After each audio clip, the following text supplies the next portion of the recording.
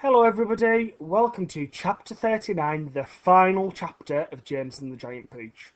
Yesterday I asked you why it was so strange for James when he saw all the children. The answer is, if you remember at the start of the book, he was never allowed to play with children, so he'd never seen that many children before, so it was very unusual to him and very exciting. Now, today let's finish the story and go to chapter 39. And thus the journey ended. But the travellers lived on. Every one of them became rich and successful in the new country. The centipede was made vice president in charge of sales of a high-class firm of boot and shoe manufacturers. The earthworm, with its lovely pink skin, was employed by a company that made women's face creams to speak commercials on television. The silkworm and Miss Spider, after they had both been taught to make nylon thread instead of silk, set up a factory together and made ropes for tightrope walkers. The glowworm became the light inside the torch of the Statue of Liberty, and thus saved a grateful city from having to pay a huge electricity bill every year. The old green grasshopper became a member of the New York Symphony Orchestra, where his playing was greatly admired.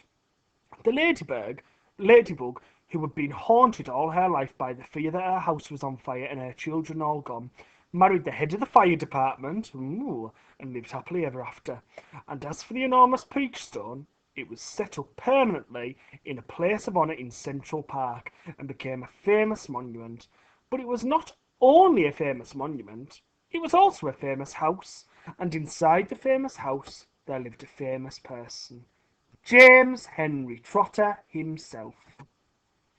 And all you had to do any day of the week was to go and knock upon the door, and the door would always be open to you, and you would always be asked to come inside and see the famous room where James had first met his friends. And sometimes, if you were very lucky, you would find the old green grasshopper in there as well, resting peacefully in a chair before the fire.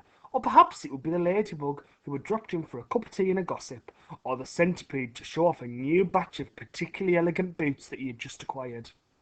Every day of the week, hundreds and hundreds of children from far and near came pouring into the city to see the marvellous peach stone in the park. And James Henry Trotter, who once, if you remember, had been the saddest and loneliest little boy that you could find, now had all the friends and playmates in the world, and because so many of them were always begging him to tell and tell again the story of his adventures on the peach, he thought it would be nice if one day he sat down and wrote a book. So he did, and that is what you have just finished reading. Okay, boys and girls, your final challenge on James and the Giant Peach is I want you to write a review for this book. So what did you think about it? You might want to say how many stars out of 5 you would give it.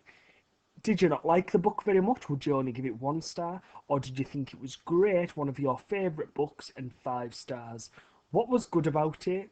What would you change? Would you recommend it to a friend? Type out a message and send it our way to earn your 5 dojos.